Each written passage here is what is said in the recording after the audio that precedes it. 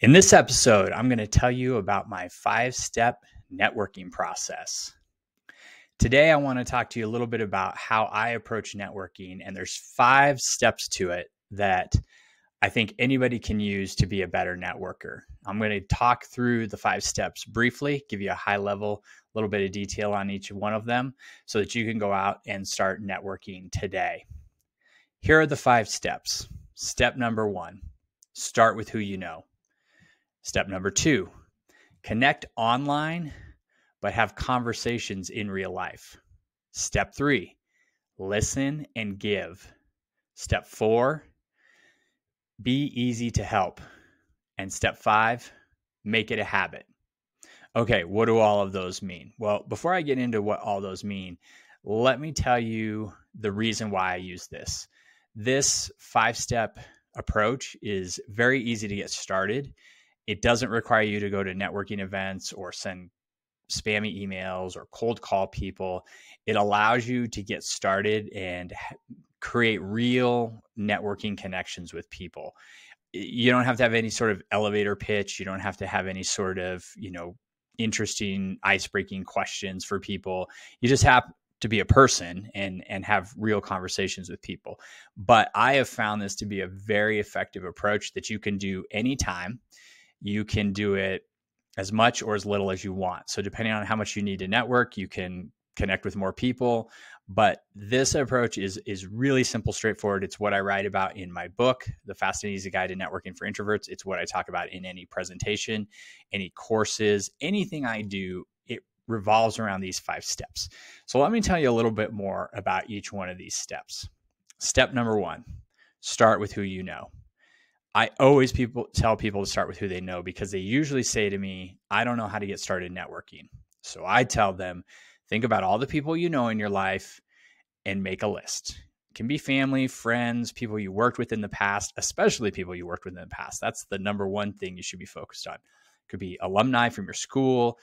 It could be people you're in organizations with, people you go to church with, or whatever religious institution you go to, people you are in community groups with. It could be your neighbors. It could be anybody, but start with who you already know.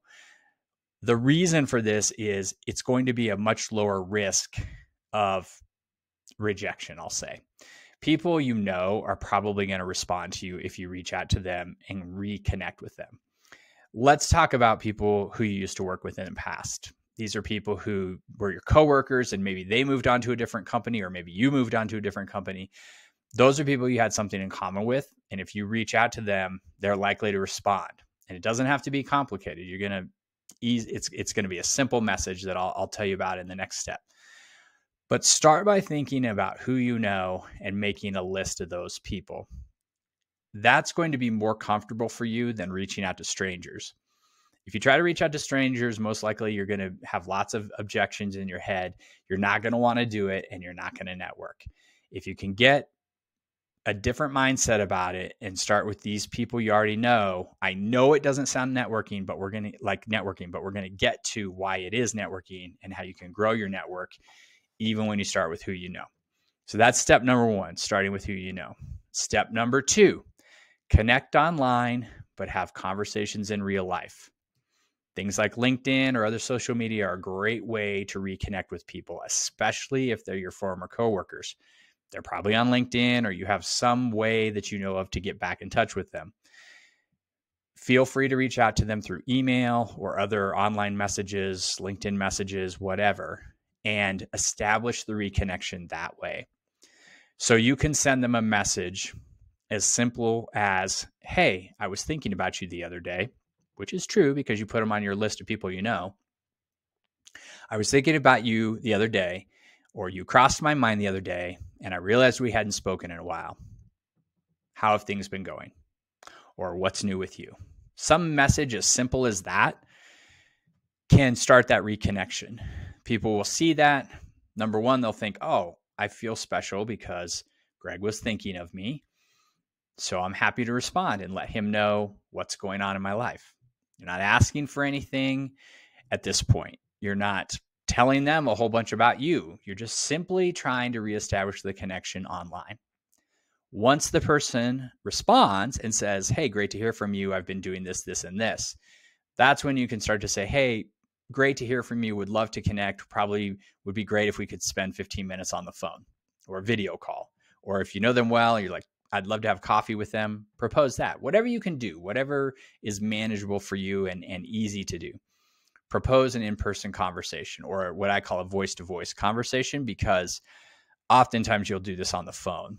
Don't let schedules around lunches or coffee or distance get in the way here. Focus on having that voice-to-voice conversation so that you can actually talk to the other person. And that's where you're going to develop more of a relationship, or you're going to get much better results when you're talking to people, as opposed to trying to send a bunch of emails back and forth and talk to each other, because that's going to fall off. That's easy to not do. It's easy to let that slip and not respond. So that's step 2. Step 3 is listen and give. Okay, so you've reached out to somebody you used to work with or somebody you know. You've said, hey, let's get together. I'd like to talk to you. They say, okay. So now you're having a voice-to-voice conversation. And this is where people will say, well, what are we going to talk about? And I tell everybody in this situation to ask the other person about their favorite topic. People say, well, how do I know what their favorite topic is? And I say, it's the same for everybody. It's the thing they know the most about. It's themselves. When you get into these conversations, ask the other person about themselves. Ask them, what have they been working on lately? What's the most exciting thing that's happened in the last month? What are they looking forward to? Ask them questions to get them to talk about themselves. Open-ended questions that they will start talking about. And as they do, listen to what they're saying. Avoid the temptation to jump in and give your opinion or interject or tell stories about yourself. Listen to the other person. And as you listen to them, think of ways that you could help them. Is there a book you could recommend? Is there somebody you could introduce them to? Is there an idea you have that you could give them? Think of what you can give to the other person. It doesn't even have to be very big. It can be a small thing. Think about what you can give them and give it to them. Give them the suggestion. Give them the idea. Tell them you want to introduce them to somebody. Do that for them. And when you give to them, they're going to want to give back to you. And that leads into step 4. Step 4 is be easy to help. Because once you've given something to somebody, they're going to want to turn around and say, how can I help you? When they say that, if you are hard to help, they're not going to help you. People want to help, but if it's too hard for them, they're not going to do it. So what does being hard to help look like? Being hard to help looks like you saying, hey, I'm looking for a new job. Can you help me? Like, who do you know? Like, what job openings do you know of? Or, hey, can you take my resume and give it to somebody? That's being hard to help. And that puts the other person in a position where they're like, wow, I really want to help them, but man, I don't know. That's going to take a lot of time and maybe I'm not going to be able to help them.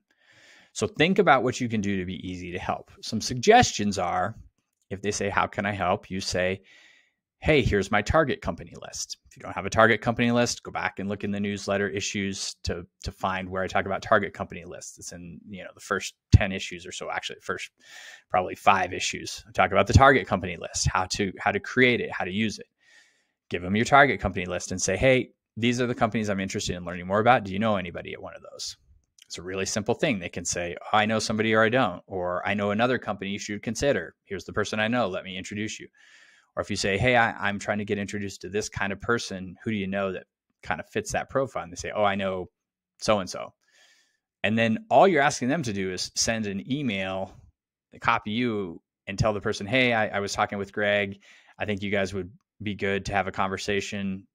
Here's his info. I'll let you take him from here. Something simple like that. Again, make it as easy as possible. Even if you say something like, hey, I'm thinking about doing X or Y. I'm thinking about working on this project, or I'm thinking about reading this book or this book. Which do you recommend, or what do you think? Something as simple as that. Whatever you can come up with, but make it easy for them to help you out, because they're going to feel good about helping you. And if it's one of these situations where they introduce you to somebody new, that's how your network grows. Remember, I told you starting with who you know doesn't feel like networking because your network's not growing. This is where your network grows, when they introduce you to somebody new, and they introduce you. So you're already going into that conversation with some sort of credibility. There's some sort of trust there that who you're getting introduced to is going to look at, oh, I know this person who introduced me to Greg. So then Greg must be a good guy. So, hey, Greg, willing to talk to you. So that's how your network grows. Now, once you get connected, you're going to go back to the part where you have a voice-to-voice conversation and you listen and give, and then they introduce you to somebody new, and that's how this cycle works. But it's only going to work if you follow step number 5, which is make it a habit. In order for this to work, you're going to need to do this consistently.